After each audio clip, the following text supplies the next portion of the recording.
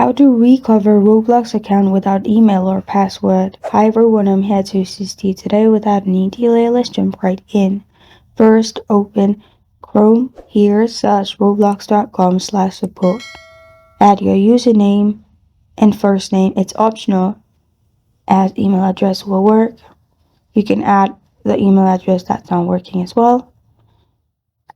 Confirm email address and issue detail. What device are you having the problem on?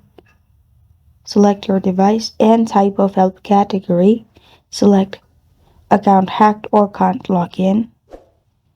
In help subcategory, type in forgot password.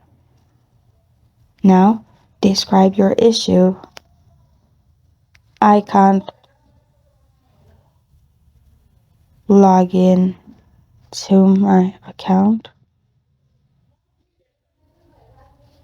as I don't have access to my password and email. Then press on continue at the bottom. It will send to Roblox. Press on continue. And after you do this, Roblox will get back to you and solve your issue. This is how to recover Roblox account without email or password.